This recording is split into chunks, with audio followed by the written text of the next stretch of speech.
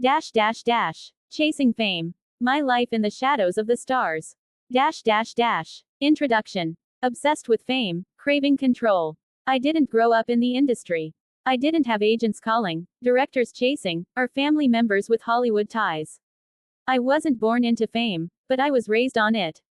Long before social media, I was flipping through Right On, Jet, Teen Beat, and People like they were sacred texts. While other kids were playing outside, I was inside memorizing who won which award, who had beef with who, and which star was set to explode next. Fame wasn't just entertainment to me, it was aspiration. It was freedom, control, money, escape. It was everything I didn't have but desperately wanted. I believed, with my whole heart, that if I could just get famous, all the broken things in my life would fix themselves. But here's the truth. I didn't want the lights, I wanted control. I wanted to choose how people saw me. I wanted to rewrite the story I felt stuck in. I wanted to be the one calling the shots, not waiting for life to happen. But control, like fame, is slippery. Especially when you're always watching from the outside in. This story, my story, isn't about becoming a star. It's about what happens when you try to build your life around an illusion. When you think you're chasing dreams, but you're really chasing a version of yourself you created from magazine clippings and movie monologues. It's about obsession, disappointment, and finally, acceptance. Chasing fame was born out of heartbreak, but not the kind you get from love. The kind you get when you realize the dream you've been holding onto for years might not be your real dream at all. It's a love letter to every girl who watched the award shows and whispered, "One day, that'll be me." And a warning. Because the cost of wanting to be seen, without knowing who you are, is a price most people don't see until it's too late. But for me, writing this was how I paid that debt and found my freedom. Now, let's begin. Dash dash dash. Dash dash dash. Chapter 1. Backstage dreams in a bedroom mirror. Before I knew how to balance a checkbook or cook a decent meal, I knew the full cast list of Dynasty. While other kids were playing tag or trading snacks, I was flipping through dog-eared issues of Jet, People, Right On, and TV Guide, circling celebrity names like they were family members I hadn't met yet but planned to. My bedroom was my stage. My mirror, a spotlight. I'd hold a brush like a microphone and pretend I was accepting an award. In my fantasy, I wore a gown that shimmered like Diana Ross in mahogany and spoke with the elegance of Lena Horne but the drama of a Wendy Williams tell-all. I wasn't just a fan, I was in training. Training to be what exactly? I wasn't sure. Actress, singer, mogul, talk show host. One of those famous people who are famous for being famous. All I knew was that I wanted to be in control of my life, my image, my story. I didn't just want attention, I wanted power. But fame wasn't about the art. It was about the access. And back then, all I had access to was my imagination and a stack of fan magazines. While others looked to teachers or family members as role models, I looked to the icons. Whitney, Janet, Madonna, Aretha. Even when their lives spiraled, I studied them like a syllabus. I wanted to know how they rose, how they fell, and how they got back up. I memorized scandals like flashcards. I read unauthorized biographies like Holy Scripture. I didn't have a Hollywood agent, but I could list 20 of them by name. I didn't live in Beverly Hills, but I could tell you what block Brandy once bought her first house on. That's how deep in it I was. But my obsession with fame wasn't just about red carpets and fan mail. It was about escape. Real life wasn't glamorous. Our stove barely worked half the time. Arguments in the house felt like we were filming a drama without an audience. When the light bill came, it didn't care if I had dreams. But a magazine, a movie, a music video, those things didn't judge. They just dazzled. So, I built a world in my head, a better one. I imagined being interviewed by Oprah, being offered a perfume deal, or going viral before going viral was even a thing. I imagined telling the world, I always knew I was meant for something bigger. And in that fantasy, I was always calm, always styled, always in control. Control. That's the word that kept ringing. Because when you're broke, overlooked, or stuck, control is a luxury. And celebrities. They looked like they had it all. The stylists, the handlers, the teams. I thought fame meant you didn't have to struggle anymore. I thought once you were known, you were safe. Spoiler alert. That's a lie. But I didn't know that yet. I thought fame could fix things. Fix me. I kept scrapbooks. Made vision boards before Pinterest made them cute. I'd even imagine what my Wikipedia page would say. what rumors they'd get wrong, what truths I'd keep private. I didn't want to be famous to be seen. I wanted to be famous so I could finally breathe. But nobody told me fame doesn't save you. And nobody told me the cost of the ticket to that life is higher than the fantasy sells. Still, I chased it. Through every tabloid, every pop culture special, every dramatic episode of Behind the Music. I studied fame like a business. The problem was, I had the drive of a boss, but no platform to run. Not yet. So, I remained backstage, in the mirror, in my mind, rehearsing a life that felt real only when the lights were off. But I was ready, or so I thought. Chapter 3. Living through the stars. I was living their lives because mine felt stuck. Every celebrity scandal, rise, fall, and comeback became my emotional compass. I cried when Whitney cracked on stage, screamed when Beyoncé dropped surprise albums, and rolled my eyes through every tell-all that didn't tell me enough. I wasn't just watching, I was feeling for them, like they were extensions of me. The tabloids became therapy. The unauthorized biographies were scripture. The behind-the-scenes DVDs were textbooks for a life I'd never lived. I wasn't front row at the Grammys, but I was front row in my own head, cheering like I had a stake in their wins. Because if they made it, maybe, somehow, I still could. I knew the exact date Janet's Velvet Rope tour opened. I memorized how many number ones Mariah had. I could quote Diana Ross interviews from the 80s. I was a walking entertainment database, but instead of earning money or status from it, I earned confusion. People asked why I cared so much. I didn't have an answer that didn't sound sad. I cared because their lives were bigger than mine. Brighter. More dramatic. Their love stories, even the toxic ones, had more flair than my quiet longing. Their breakdowns were glamorous. Their comebacks were charted. Me, I couldn't even get my ex to return a text or my boss to give me a raise. Living through the stars felt like survival. I created fan pages, wrote fake award speeches in the margins of grocery lists. I'd watch documentaries about stars spiraling and whisper to myself, I would have handled it better. Delusion. Maybe. But it kept me sane. I became so good at imagining myself as them that I forgot to imagine myself as me. I even wrote a pretend memoir, The Rise and Rise of a Nobody, where I was discovered by accident and suddenly invited to fashion shows, talk shows, and exclusive brunches with people who name-dropped like they breathed. The twist. I stayed humble. I stayed grounded. I stayed me, because in my fantasy, I was still likable. But that's the thing about fantasy, it never asks for receipts. And in real life, my bank account said otherwise.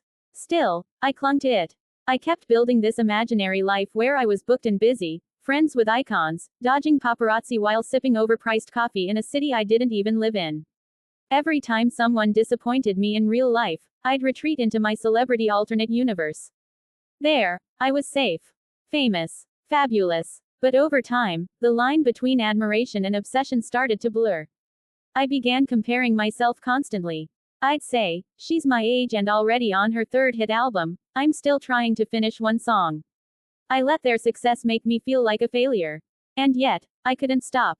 It wasn't just admiration anymore. It was a lifeline. They cried in limos, I cried in my room. They were chased by cameras, I was ignored by people I loved. They had stylists, I had Pinterest boards. But we were the same, right?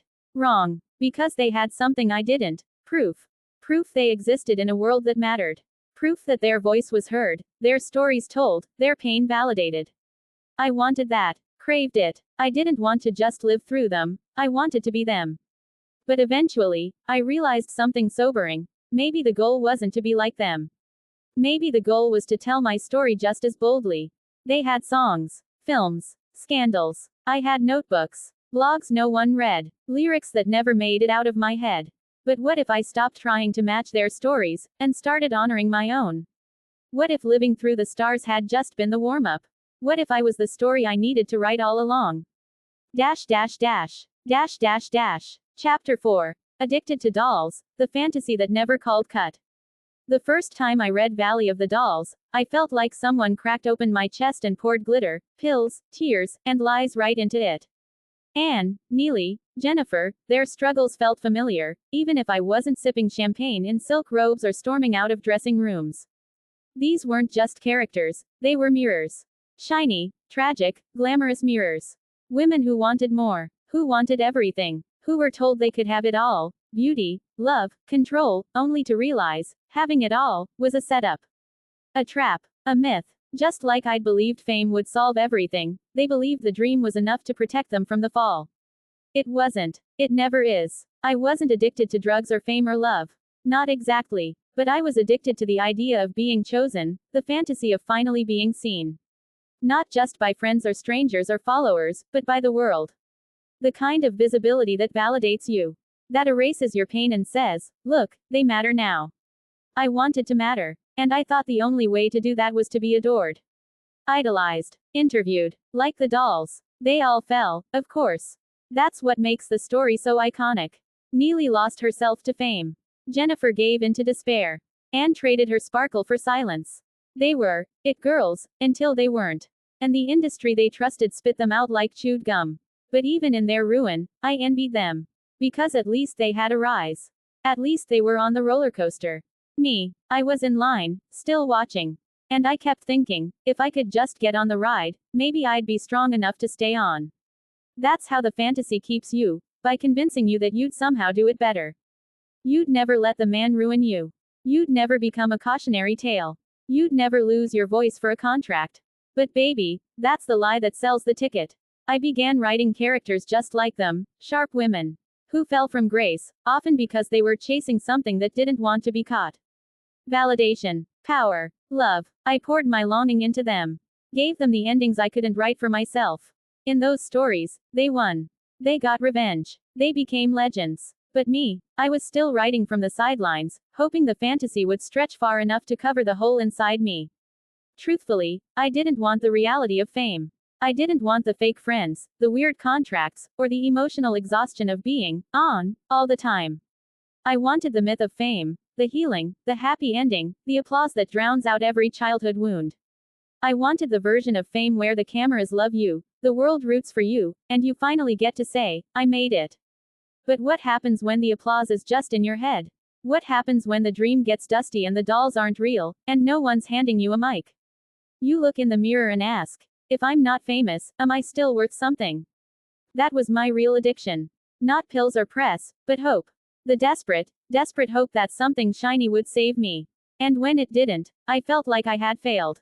But slowly, so slowly, I started realizing that maybe I didn't need to be famous to be whole. Maybe I could live a loud, meaningful life without being in a gossip column.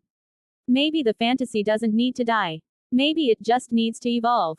Because the dolls weren't strong because they were famous. They were strong because they survived. And so was I. I didn't get the record deal. The movie role. The photo shoot. But I got up every day and kept writing my name into the universe, quietly, imperfectly, bravely. And maybe, just maybe, that's power too. Dash dash dash. Dash dash dash. Chapter 5. The business of being a nobody. There's a special kind of frustration that comes from doing the work, showing up, and still getting ignored.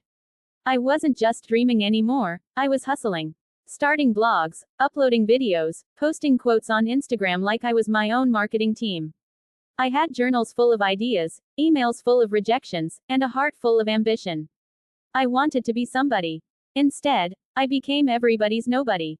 People would say, you're so creative. And still not click the link. Or they'd tell me I was talented, after reminding me that the market was too crowded for someone like me. I wasn't discouraged. I was exhausted. I thought once I built something, people would come. That if I just had a brand, or a podcast, or a cute logo, something would shift. But I learned quickly, having talent isn't the same as having traffic. And traffic, that costs money. Money I didn't have. I started studying how celebrities ran their empires. Rihanna didn't just sing, she sold lipstick. Beyoncé wasn't just a performer, she was a global brand. Even Paris Hilton had a strategy and a perfume line. I tried to mirror them. Tried to be my own mogul, even if my empire was just a Google Doc and a free Canva account. But I didn't have a team. I didn't have PR. I had an old laptop, a dream, and a $40 phone bill that was always a few days late. The business of being a nobody.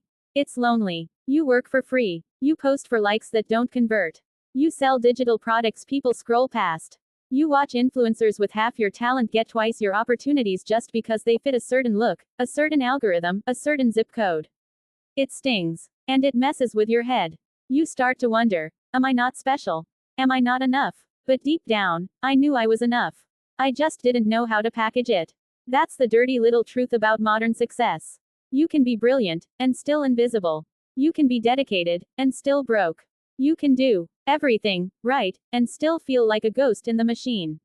I thought about giving up many times. But then I'd remember the stories I grew up obsessed with. The icons I admired. The ones who really made it weren't always the prettiest or the most talented, they were the most relentless. They kept pushing when no one cared. They kept showing up when the world laughed. They risked looking delusional in order to become undeniable. So, I kept going too. I kept writing ebooks no one bought. I kept talking to my 6 podcast listeners like they were thousands.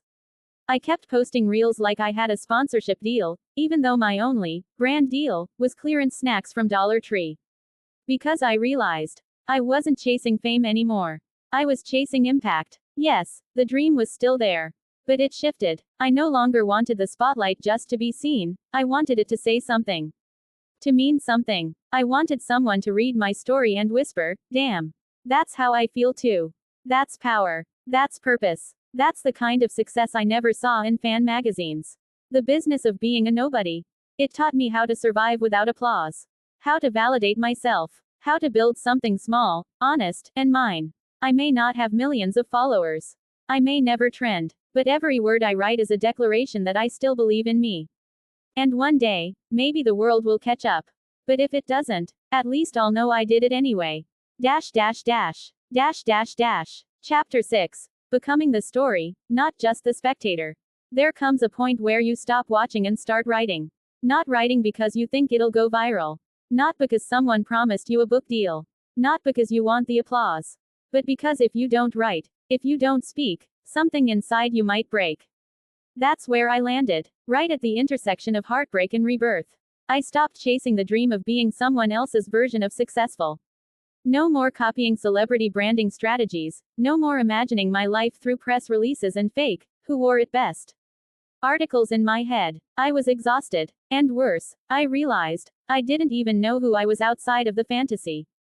All those years living through the stars, auditioning for access, idolizing fallen icons, I'd been a fan in my own life. A background character. An extra with no lines. But I was done. If the world wouldn't hand me a script, I'd write my own. I started journaling again. Not about fame or make-believe interviews with Oprah, but about real things, the family fights I never processed. The failed relationships that left cracks I never patched. The creative projects I loved that no one saw. The guilt of dreaming when bills were due. The shame of still hoping, even when everyone told me to grow up. And slowly, those journals became blueprints. Not for fame, but for freedom. I didn't need to be famous to be valuable. I didn't need 10,000 followers to have something to say. And I didn't need permission to become the main character of my own damn story. Because here's the thing they don't put in the biographies. The people we admire, the ones we obsess over. They weren't born icons. They were messy, complicated, often lost. But they kept showing up, as themselves. And the world caught on. Maybe I've spent so much time looking at stars that I forgot I could shine too. Not from a red carpet or a magazine cover. But from right here, in this life, in this body, with this voice. I stopped trying to be a perfect package. I gave up on waiting for the industry to discover me. Instead, I discovered myself. And I liked what I found. A storyteller, a survivor, a little dramatic, a little delusional, but always real. Now when I write, it's not for validation, it's for connection. Now when I dream, it's not about being better than anyone. It's about being me, fully, loudly, and without shame. I'm not trying to live someone else's highlight reel. I'm creating my own. And if it's messy, good. Let it be messy. Because messy is honest. Messy is growth. Messy is real life. Not the airbrushed version, not the filtered fantasy, but the truth. And the truth is, I don't need to be famous to be unforgettable. I just need to be me, on purpose. So, if you've ever felt like you were backstage in your own life, watching everyone else shine, I see you. If you've ever thought success was only for the rich, the thin, the chosen, I feel you. And if you've ever lived through other people's lives because yours felt too small, I was you. But here's what I've learned. Being a fan of others is fine. But being a fan of yourself. That's the revolution. I'm no longer addicted to the dolls. I'm no longer waiting to be discovered. I'm becoming the story. And this time, I'm writing the ending. Dash dash dash. Dash dash dash. Author's note. This book wasn't easy to write, but it was necessary. Chasing fame started as a whisper in the back of my mind. A quiet voice that asked, what if you told the truth? What if you finally admitted how much fame shaped you, how much you wanted it, and how it almost swallowed you whole? For years, I ignored that voice. I stayed busy watching other people's lives, clapping from the sidelines, thinking one day someone would notice me too. But I wasn't just obsessed with fame, I was obsessed with the idea of control. I thought if I could just get a little attention, a little power, maybe the pain I was carrying would disappear. What I found instead was something better, my own voice. This story is a love letter to the dreamers, the almosts, the not quite famous, and the forgotten. It's for the fans who knew every celebrity birthday but didn't know how to celebrate themselves. It's for the writers, artists, and late-night thinkers who've built entire worlds in silence. And it's for anyone who's ever asked, do I matter if no one's watching? Yes, you do. Thank you for reading my truth. Thank you for holding space for my journey. And if you're reading this and still waiting for your big break, let me tell you, sometimes the biggest break is realizing you don't need the spotlight to shine. I wrote this for you. And I wrote this for me. Spencer Whitelow. Dash dash dash.